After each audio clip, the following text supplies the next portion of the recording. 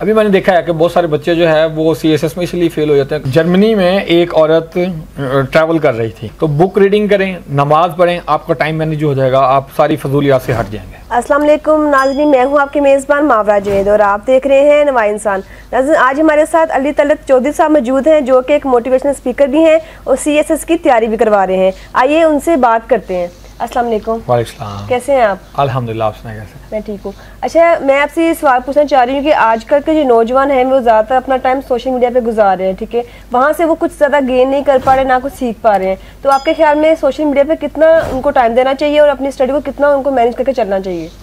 देखें, जब आप प्री प्लान होकर वर्किंग नहीं करेंगे तो फिर आप अपना टाइम वेस्ट करेंगे। ज़्यादातर बच्चे क्या है, सुबह उठते हैं, हाथ मुँह धोया, अभी नाश्ता भी नहीं करते और मोबाइल यूज़ करना शुरू कर देते हैं। तो फिर हमारे यहाँ बेसिकली इसके ना वो यूज़ टू हो गए हैं और क्रैमिंग होने लग जाती है जब उससे यूज़ ना करें। तो वो फेसबुक है, चाहे व्हाट्सएप है, ट्विटर है, इंस्टाग्राम है, व्हाट्सएप और जितने भी सोशल मीडिया के टूल्स हैं, वो एक पर आपके देखते हैं एक नोटिफिकेशन, दूसरा नोटिफिकेशन, फिर वो उन्होंने अपना एल्गोरिथम जो है ना वो बड़ा इंटेलिजेंट कर दिया है।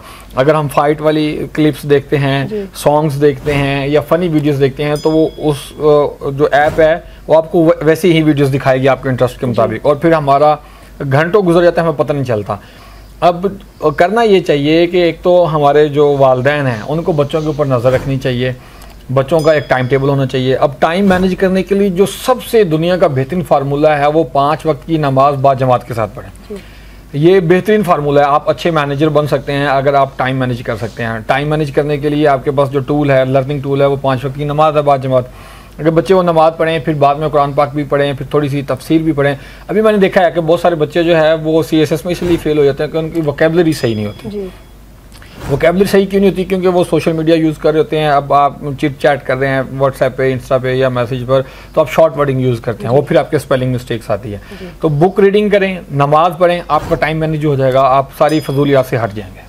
अच्छा, मुझे ये बताइएगा कि आपको क्या लगता है कि जब से कोरोना आया है तब से जो है हमारी नौजवान नस्ल वो सोशल मीडिया की तरफ ज़्यादा उनका रुझू हो गया है, उस तरफ वो ज़्यादा ध्यान उन्होंने देना शुरू कर दिया है। बिल वक्त के अपनी स्टडी को टाइम देते, लेकिन उन्होंने दूसरी चीज़ों को ज़्यादा अपनाना शुरू कर दिया है। बेसिकली अब हुआ तो ये है ना कि पूरी दुनिया के अंदर एक ग्लोबल चेंज आया है। उस चेंज की वजह से जिन बच्चों के पास टैब्स, मोबाइल, लैपटॉप्स या सिस्टम वगैरह नहीं थे, उनको भी उनके वालिदैन ने मजबूरी में लेकर दिया ताकि वो ऑनलाइन स्टडी कर सकें, ऑनलाइन अपनी असेसमेंट कंप्लीट कर सकें। लेकिन अब उस पर करने की बजाय आप कोई भी वेबसाइट खोलते हैं, आप लर्निंग के लिए भी फ़ौरन से पॉपअप एक मैसेज होता है, उसमें किसी न किसी की एडवर्टाइजमेंट आ रही होती है। बच्चा देखता है, अच्छा चलो ठीक है मैं उससे देखना शुरू कर दूँ, वो उससे देखते देखते स्टडी से हट जाता है।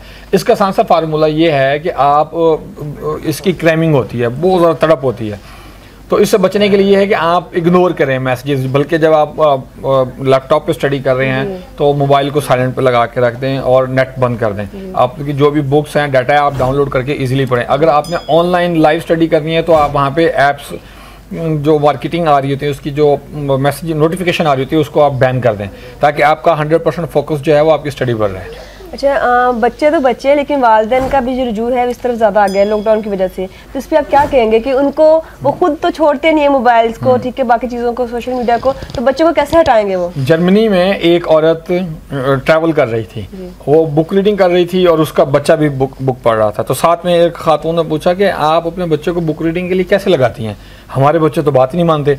तो वो बड़ा खूबसूरत जवाब देती हैं कि हम खुद बुक रीडिंग करते हैं, हम बच्चों को नहीं कहते, तो बच्चे हमारी देखा देखी बुक रीडिंग करते हैं। आप हर वक्त मोबाइल यूज़ करते रहते हैं तो बच्चे भी मोबाइल यूज़ करेंगे, तो वो जैसे बड़े होंगे छोटे भी वैसे ही होंगे।